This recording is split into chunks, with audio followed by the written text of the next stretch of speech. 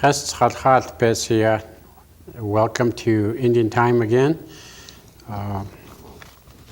Our word or place name for this show is Incashola. And I'll read a little excerpt from the history book that we're working on.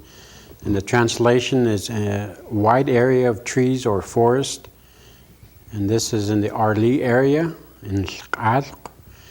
Okay, but the place name in Arli sits in the center of the Jocko Valley in the area that has always been important to the Salish people. Many of the place names in the area refer to Coyote stories, and I think Arli is right about in the center of one of the stories that we have.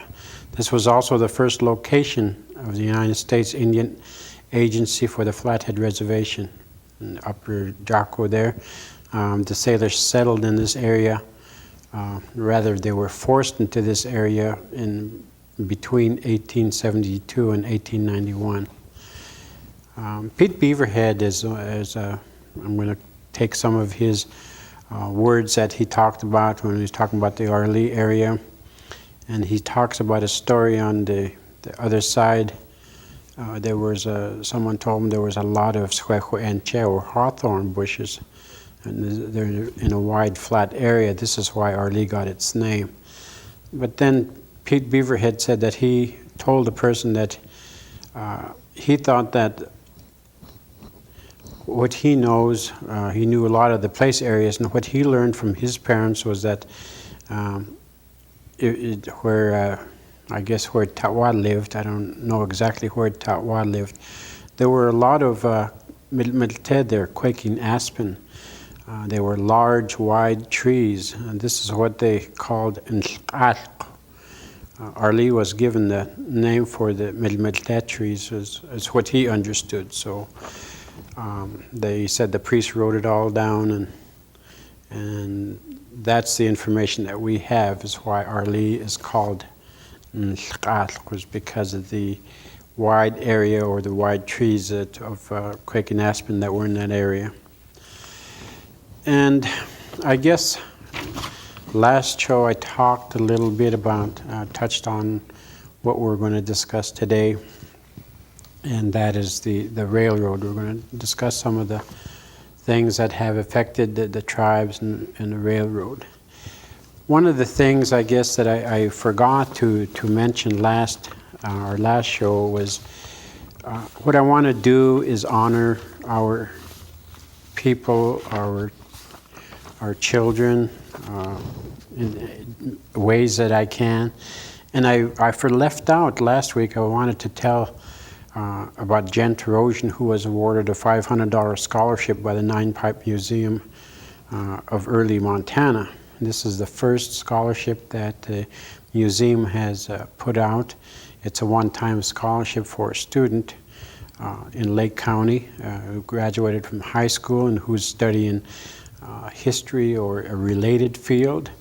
And my understanding is Jen who is a recent graduate of Mission High School, is going to attend Washington State University, and she's going to major in archaeology. So she was awarded the $500 scholarships. Also, a couple of dates for September, I guess, is on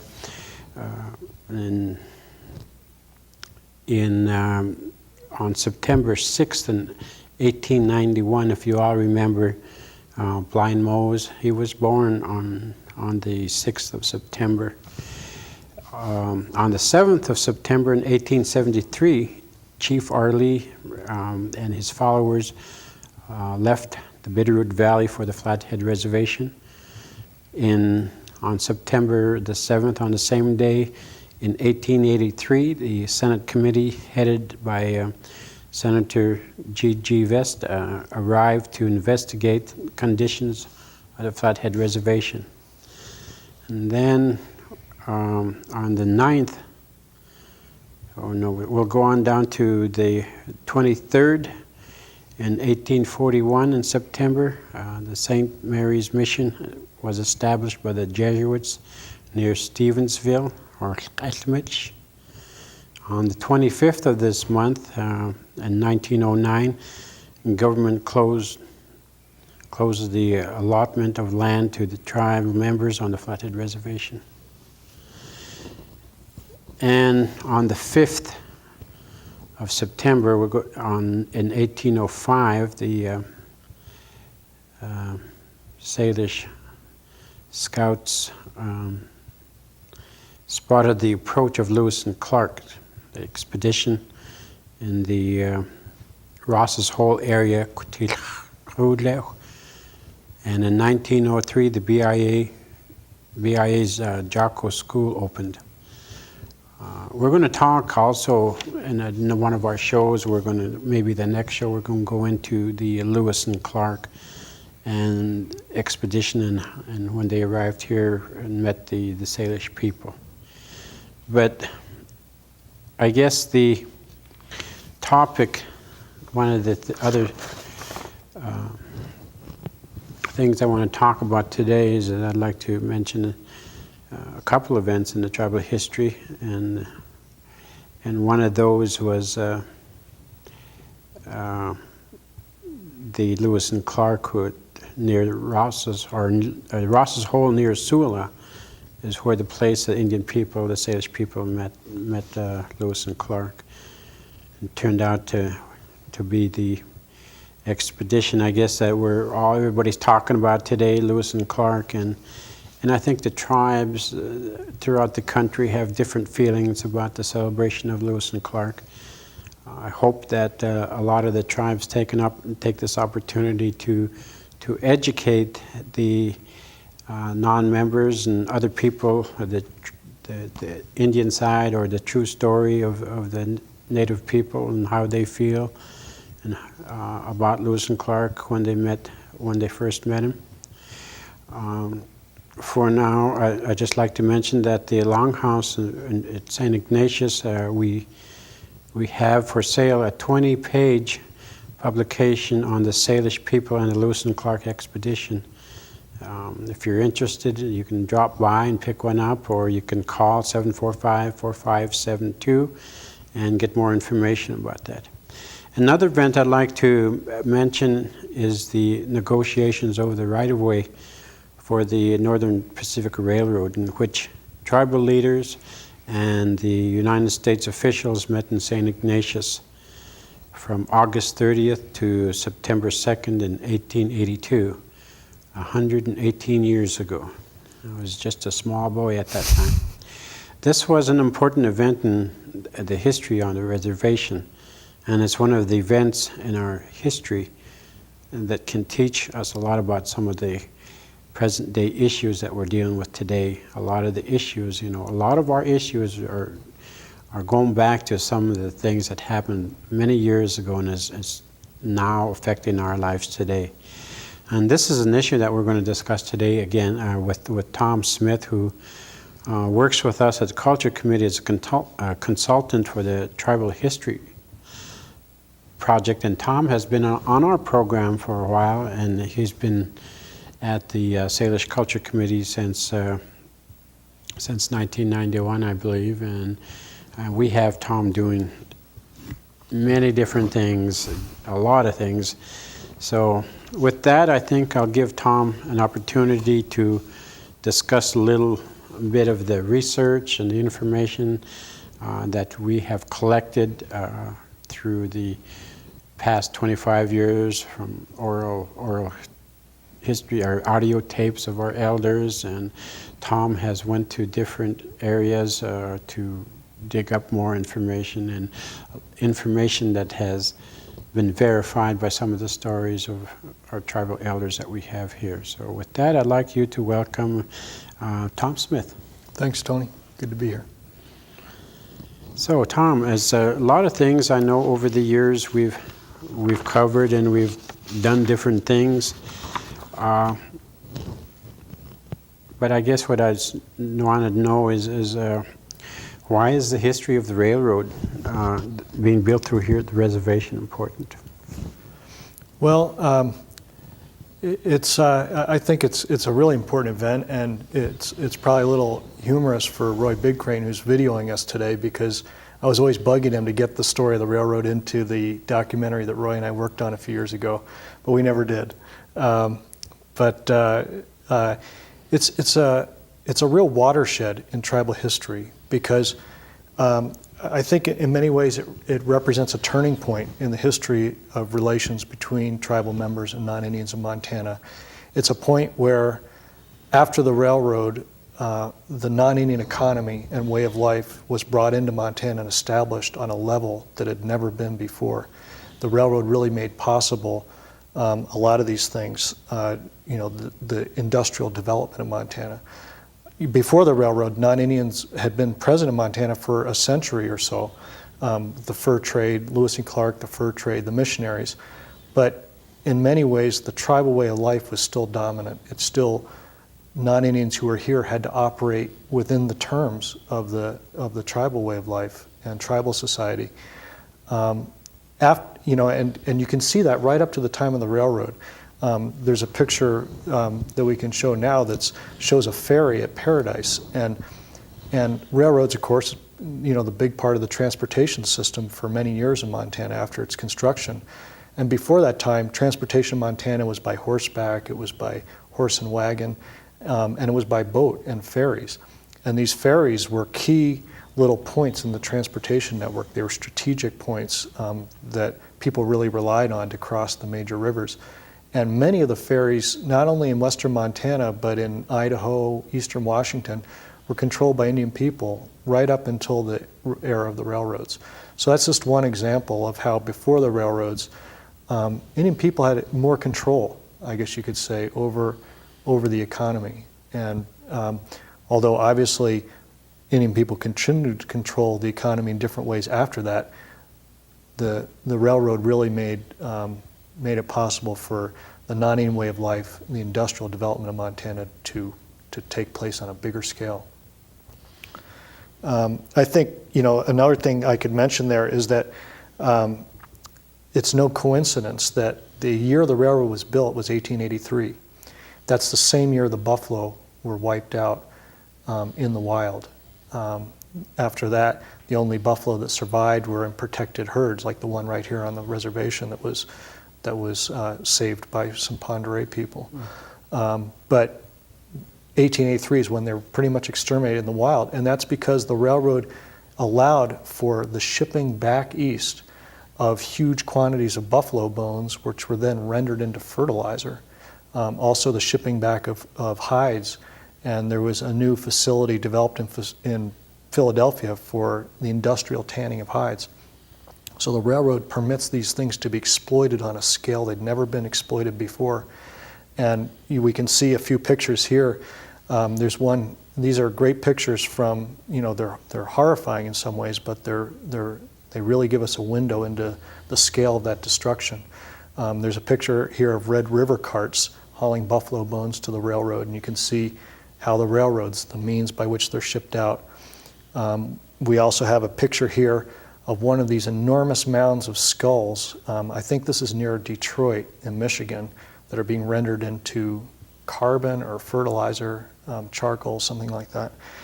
There's another picture here of a huge row of buffalo skulls by the tracks up in Alberta. And you can see again just the sheer numbers of buffalo that were killed. And then finally there's a picture here right from 1883 of what are supposedly one of the last wild buffalo killed in Montana.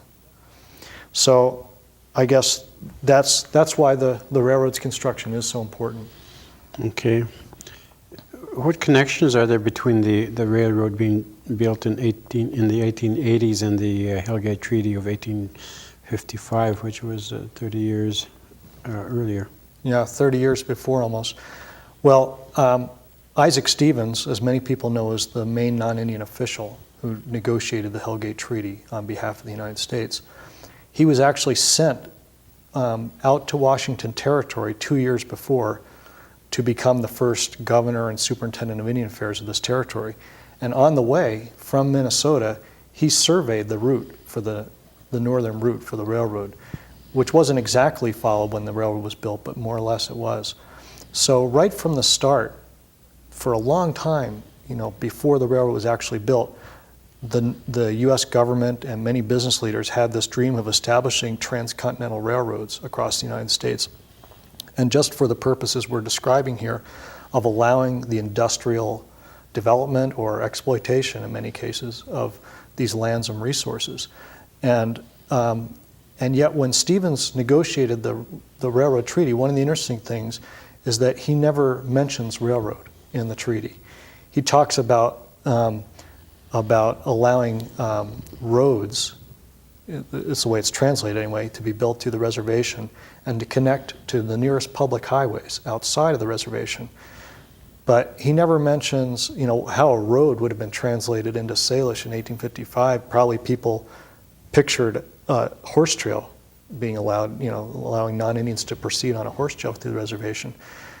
But not really a road as we think of it today, let alone a railroad. Mm-hmm. And clearly, if Stevens had wanted to go ask the translator to help him describe a railroad, explain what it is, that could have been worked on during the negotiations. But there's no record of him ever trying to do that. And but Stevens had a direct connection to the railroad. He was surveying the route for the railroad, and so from the very start, the establishment of a non-Indian political presence in this area, claiming this area for the U.S. government, had a connection to the railroads. Okay, Tom, it's time to take us a short break here, and we'll come back here, and I got a few more questions for you. Okay? We'll be right back.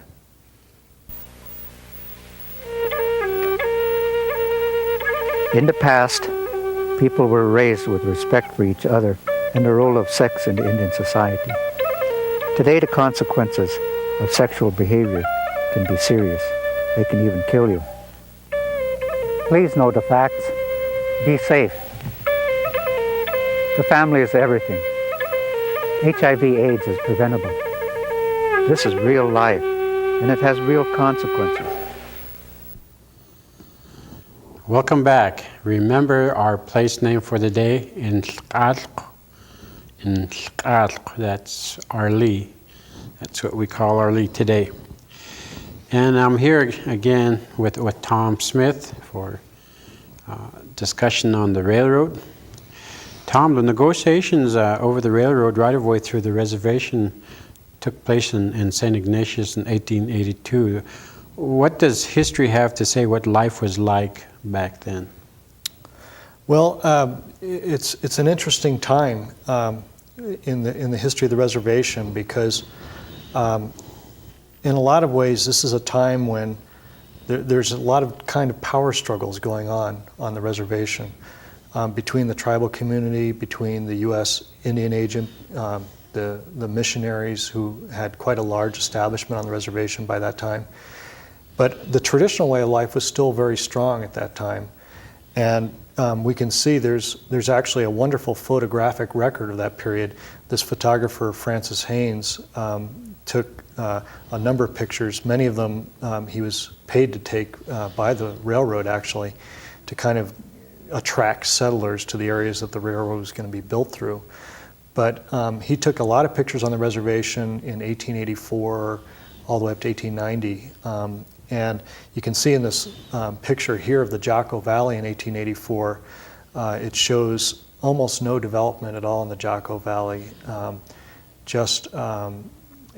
You can see that much of the reservation environment was still a place where people could practice the traditional way of life without much interference. And in fact, off the reservation, much of Montana still remained that way too at that time. There's also this picture of the Rive family. Michel Rive was the head translator for Chief Charlot when he and the majority of the Salish finally were removed to the reservation in 1891. But his family, like many, lived largely by the traditional ways still at that time. And yet also Indian tribal members were also practicing a mixed way of life at that time. You can see in this picture of logging operations on the reservation from that period that people were doing some logging, doing some making of timber for houses, for cabins. They had cattle operations. You can see in this picture of one of the Indian cattle operations on the reservation. In those days in Montana, a cattle operation or farming operation could have just as easily been run by a tribal member as a non-Indian person, and pretty much on the same scale too. There was no railroad to ship goods out, so most people, whether they were Indian or non-Indian at that time, were producing largely for subsistence needs, a little bit for sale, and clearly non-Indians did a little bit more for sale than tribal members did. But there wasn't as much difference as there was later on. You can also see in this picture of a farm in Plains that this happened to be a farm run by non-Indians, but it wasn't much different from the kind of farming done by tribal members at that time. You can also see in this picture of the horse herds at that time on the reservation that the traditional way of life was strong in that way too. A lot of people had large horse herds. They were also still a major measure of wealth within the tribal community and the traditional way of life. Later on, the government would remove many of those horses and sell them for slaughter, for food, for making who knows what, glue. But many of the tribal horse herds were removed later on, but still there were many at that time. You can see in this picture of the Ronan family that the Indian Agency was also being established on a much stronger basis at that time. And Ronan was an interesting figure in the history. In many ways, he defended the reservation boundaries from non-Indians much more than other Indian agents did. But at the same time, he was pretty dedicated to making tribal members live in a non-Indian way of life and kind of rubbing out the traditional way of life. He didn't succeed in doing so, thank God, but he sure tried. And this picture of the St. Ignatius Church from that same period also gives us a little bit of feel for life on the reservation during that time. The church had a very strong presence, and many accounts, both from the Jesuits and from other observers, including tribal elders from that time, talk about almost a battle for influence within the tribal community between the priests on the one hand and the traditional spiritual leaders on the other. So, like I say, it was a contested terrain. But the tribal way of life was still strong. Here, finally, also a couple other pictures. One is of a licensed Indian trader. All commerce on the reservation occurred within very narrow terms. There were a few licensed Indian traders licensed by the government who could trade goods to tribal members at that time, but there weren't stores up and down Highway 93 like we have today, or even the development of towns that followed within a generation's time of the railroad. The presence of the market economy was very small on the reservation at that time. And finally, I have one more picture of a ferry here, and this one's on Flathead Lake. It was yet another ferry location. There was one right at the mouth of Flathead Lake there, a ferry that was controlled by tribal members for many years. Okay, tell us about the negotiations. Who was there? What kind of issues were there during that period of time? Well, there were many tribal members there. From what we can understand, hundreds of people came to St. Ignatius during the negotiations. The main speakers for the tribes, at least the ones that are present in the minutes of the negotiations, and the minutes survive of these negotiations. It's one of the best documents we have from the government records of that time, because they show the voices of tribal leaders from that time. Again, it's through the filter of the non-Indian transcriber and also through the filter of translation. So it's not perfect, but still we have at least some access to the concerns and views of tribal leaders. But the tribal leaders who were there were Chief Arlee. Chief Charlo, the main chief of the Salish, was still in the Bitterroot Valley at that time. So the main speaker for the Salish was Chief Arlee. Also Chief, kind of a next rank down, I guess, leader, Adolph of the Salish. Chief Michel of the Pend Oreille and Chief Aeneas of the Kootenai was there. So those were the main speakers. On the U.S. behalf, they had Agent Ronan, and they also had an Assistant Attorney General of the United States named Joseph McCammon. So those were the main people there. Okay, what were some of the concerns that some of these leaders have from the tribes? Okay, there were a number of concerns. I should also mention that another presence there were troops from Fort Missoula who basically circled the whole thing and had a very intimidating presence during the negotiation. So you could hardly say that it was taking place on a level playing field. But the concerns were numerous. Basically, the non-Indians, McCammon, tried to tell the leaders that there would be no big impact from the railroad. And this is basically boiled down from the minutes. The chiefs didn't buy it. And they said the land was priceless. The U.S. shouldn't demand more land cessions since they already gave away most of tribal lands in the Treaty of 1855. And they said that their main concern with the railroad was what today we would consider a secondary impact, that it would lead to a non-Indian land grab. And the U.S. official constantly tried to assure him that, in fact, it would just bring the tribes into closer communication with what he called the Great Father, who'd be the president. And the leaders constantly don't buy it. Arlie says at one point, "You like your money, we like our land." And that pretty much summarizes their viewpoint. But it's clear that the U.S. wouldn't accept no for an answer. They had the troops there. They basically pressured people into signing finally. The tribes also pushed, and finally, when it was clear they had no choice, they said, well, if we have to give up the cession of land, let's trade it for this land to the north of the reservation. Because their understanding of the treaty was the boundary should have gone all the way to the Canadian line. So they said, if you add that land all the way from the northern line of the reservation to Canada to the reservation, we'll grant the right of way. But that didn't make it into the final deal. Okay. Thanks, Tom. I know we have a lot of unanswered questions here, but we're running out of time again on Indian time.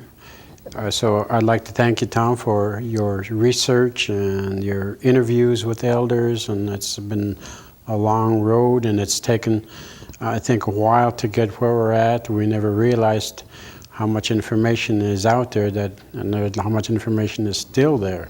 But we'll keep plugging away, and hopefully all this information will be in the hands of the public very soon. So you can see that there's a lot of effects of different things, different events way back in the 1800s that are affecting us continue today. Those effects continue on the negotiations that are happening not only on a railroad then, but now that has come forward, we're negotiating the same thing, almost same situation negotiating on Highway 93. So a lot of those issues back then, even though it's history, continue to haunt us and to be part of us today. So with that, I'd like to thank you for joining us, and remember the place name for today is Incashola, which is Arlie, and I hope you join us again next week for our show, and we'll have more history, more information for you. Lemdunch Pesia and Khest Khalkhalt.